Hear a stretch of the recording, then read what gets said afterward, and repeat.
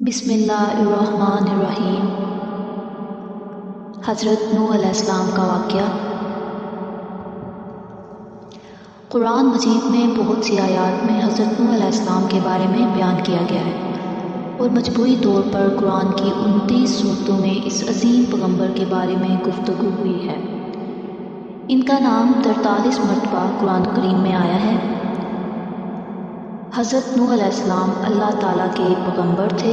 آپ نے تقریباً 950 سال تک لوگوں کو اللہ کی طرف بلایا، مگر آپ کی قوم کا جواب یہ تھا کہ آپ بھی ہماری طرح عام آدمی ہیں۔ اگر اللہ کسی کو بطور رسول بھیجتا تو وہ فرشتہ ہوتا۔ صرف 80 لوگوں نے ان کا دین قبول کیا۔ حضرت نوح علیہ السلام تمام رسولوں میں سب سے پہلے رسول تھے جنہیں زمین میں مبعوث کیا گیا تھا۔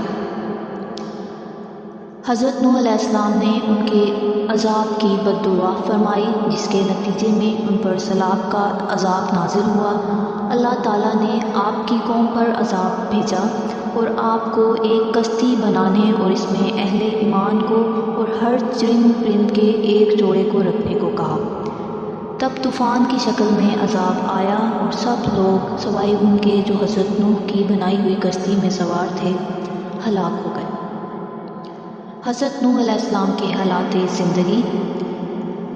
حضرت آدم علیہ السلام کے دنیا میں آنے کے بعد ان کی اولاد دنیا میں خوب پھلی پھولی، لیکن ایک مدت گزر جانے کے بعد وہ لوگ خدا کو بھول چکے تھے اور ایک خدا کی بجائے انہوں نے مٹی اور پتھر کے کئی خدا بنا لیے تھے۔ وہ نہ صرف ان کی عبادت گاہیں بتوں سے اٹی پڑی تھیں، بلکہ ہر گھر میں بت رکھے ہوئے تھے جن کی وہ پوجا کیا کرتے تھے اور ان سے مرادیں مانگا کرتے تھے۔ حضرت نوح علیہ السلام نے اپنی قوم کو اللہ تعالیٰ کے احسانات جتلا کر سیدھے راستے پر چلنے کی تلقین کی اور اس بری راہ سے منع فرمایا۔ ان لوگوں نے حضرت نوح علیہ السلام کا مذاق اڑایا اور کہا، بھلا یہ بتاؤ کہ تم نبی کیسے بن گئے؟ تم تو ہمارے جیسے گوشت پوشت کے بنے ہوئے ہو اور ہم ہی میں سے پیدا ہوئے ہو، اور تم میں ایسی کون سی چیز ہے جس سے ہم تمہیں نبی سمجھیں؟ اور اگر خدا کو نبی بھیجنا ہی ہوتا تو وہ کسی فرشتے کو نبی بنا کر بھیج دیتا۔ حضرت نوح علیہ السلام نے اپنی قوم کو اللہ کے احسانات جتلائے اور کہا، تم کو چاہیے کہ ان بیکار بتوں کی پرستش چھوڑ دو اور ایک خدا کی عبادت کرو، اور میں اس کی تم سے کوئی اجرت نہیں مانگتا، تمہاری ہی بھلائی کے لیے تم کو نصیحت کرتا ہوں۔ نوح علیہ السلام نے کوئی 950 سال تک اپنی قوم میں واعظ و تبلیغ کی اور کوشش کی کہ وہ خدائے واحد کے سچے پرستار بن جائیں، مگر ان پر کوئی اثر نہ ہوا، بلکہ حضرت نوح علیہ السلام واعظ فرماتے تو ان کو مذاق مستی میں اڑاتے، کانوں میں انگلیاں ٹھونس لیتے تاکہ ان کی آواز کانوں میں نہ پہنچ جائے۔ صرف چند لوگ تھے جو آپ پر ایمان لائے۔ قوم کی یہ سرکشی اور نافرمانی دیکھ کر حضرت نوح علیہ السلام نے اپنے رب کو پکارا، اے اللہ، میں تو اس قوم سے تنگ آ گیا ہوں، اب تو ہی ان سے بدلا لے۔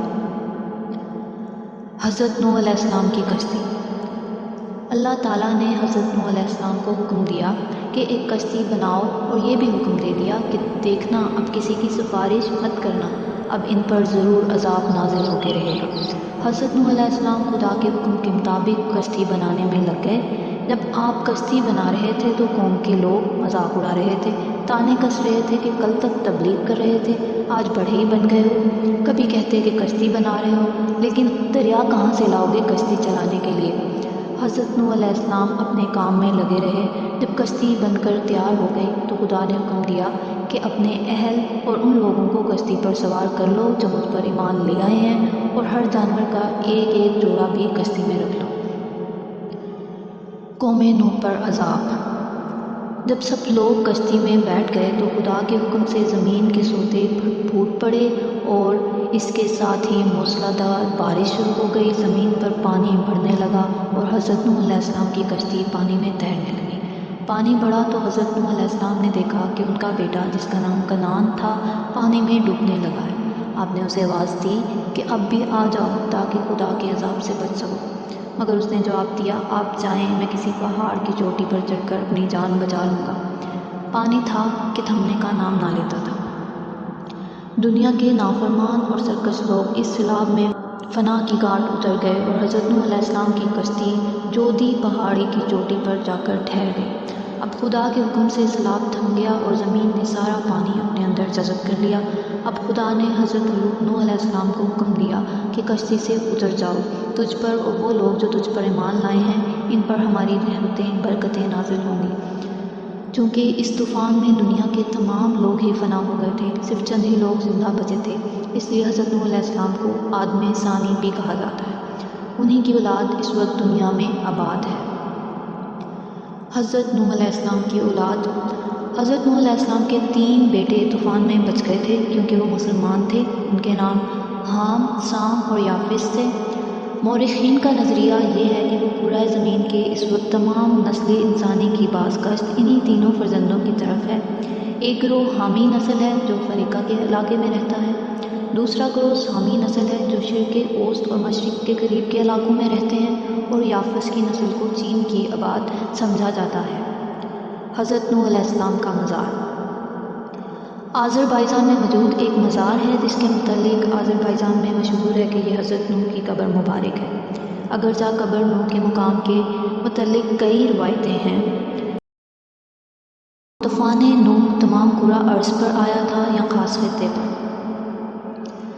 قدیم ماہرین فلکیات کے مطابق یہ طوفان تمام کرۂ ارض پر نہیں آیا تھا بلکہ ایک خاص خطہ تک محدود تھا، جبکہ بعض اہل علم کے نزدیک یہ تمام کرۂ ارض پر حاوی تھا۔ زمین پر ایسے متعدد طوفان آئے جن میں سے یہ ایک تھا۔ اب جہاں قوم نوح آباد تھی اس کی سرزمین کے علاوہ بھی بہت سے مقامات میں بلند پہاڑیوں پر ایسے حیوانات کے ڈھانچے اور ہڈیاں بکثرت پائی گئی ہیں جن سے متعلق کہا جاتا ہے کہ یہ صرف پانی میں ہی زندہ رہ سکتے تھے۔ اس بات کو دیکھتے ہوئے اہل تحقیق کی یہ رائے ہے کہ طوفان تمام کرۂ ارض پر آیا تھا۔ جودی پہاڑ۔ قرآن کریم کے مطابق کشتی نوح جودی پہاڑ پر آ کر ٹھہری تھی۔ جودی پہاڑ مشرقی ترکی میں واقع برف سے ڈھکی ایک چوٹی ہے، آرمینیا کی سرحد سے 300 کلومیٹر کے فاصلے پر واقع ہے۔ حضرت نوح کی کشتی شبہات کا جواب۔ حضرت نوح کی کشتی جودی پہاڑی پر آ کر ٹھہر گئی تھی۔ 1977 میں ترکی کے اس پہاڑ پر کچھ موہنجوؤں نے اس کشتی کو دریافت کیا۔ اخبارات میں اس کی تصاویر شائع ہوئیں تو یہودیوں، عیسائیوں اور ملحدین کے درمیان ایک نئی بحث چھڑ گئی۔ ملحدین اور روشن خیالوں نے اس پر 4 بڑے اعتراض اٹھائے۔ یہود و نصاری اس کا جواب نہ دے سکے، مگر قربان جائیے کہ قرآن مجید میں ان کے تمام اعتراضات کا جواب پہلے سے موجود ہے۔ پہلا اعتراض: بغیر کسی ٹیکنالوجی کے 6000 سال کے ایسی عظیم الشان کشتی بنانا کیسے ممکن ہوا جو اتنا وزن اٹھا کر لمبے عرصے تک سمندر میں سفر کر سکتی ہے؟ قرآن میں ہے، اور ہم نے اسے تختوں اور کیلوں والی کشتی پر سوار کر لیا۔ تحقیق کے بعد اس کشتی سے دہاتی کیلوں اور تختوں کے آثار ملے ہیں۔ کیلوں اور تختوں کی وجہ سے ہی یہ ممکن ہوا، اور اللہ تعالیٰ نے حضرت نوح علیہ السلام کو علم عطا فرما دیا تھا۔ دوسرا اعتراض: اس زمانے میں اتنی بڑی کشتی کیسے بنائی جا سکتی تھی جس میں دنیا بھر کے جانوروں کے جوڑے سوار ہوئے؟ تو قرآن میں ہے، یہاں تک کہ جب ہمارا حکم آ پہنچا اور تنور ابلنے لگا، ہم نے کہا اس کشتی میں ہر قسم کے جانداروں میں سے جوڑے یعنی 2 جانور، ایک نر اور ایک مادہ سوار کر لے، اور اپنے گھر کے لوگوں کو بھی سوائے ان کے جن پر پہلے سے بات پڑ چکی ہے، اور سب ایمان والوں کو بھی اس کے ساتھ ایمان لانے والے بہت ہی کم تھے۔ یعنی یہ کشتی کوئی عام کشتی نہیں تھی بلکہ بہت بڑی کشتی تھی۔ یہ کشتی 3 منزلہ ہے اور بہت لمبی چوڑی ہے۔ اس میں 522 ریل کے ڈبے سوار کیے جا سکتے ہیں۔ 25,000 جانوروں کی گنجائش موجود ہے، اس لیے اتنے جانوروں کا سما جانا بالکل درست ہے۔ تیسرا اعتراض: اتنی بڑی کشتی اتنے عظیم طوفان میں بغیر لنگر کے کیسے تیر سکتی ہے؟ قرآن میں ہے کہ حضرت نوح علیہ السلام نے کہا اس کشتی میں بیٹھ جاؤ، اللہ ہی کے نام سے اس کا چلنا اور ٹھہرنا ہے، یقیناً میرا رب بڑی بخشش اور بڑے رحم والا ہے۔ حیرت انگیز طور پر جس پہاڑ پر یہ کشتی ٹھہری اس کے نیچے وادی میں چٹانوں کے نیچے بڑے بڑے لنگر دریافت ہوئے ہیں، وہ اس کشتی کے لنگر ہیں۔ چوتھا اعتراض: ایک لکڑی کی کشتی اتنے لمبے عرصے تک ایک پہاڑ کی چوٹی پر کیسے باقی رہی؟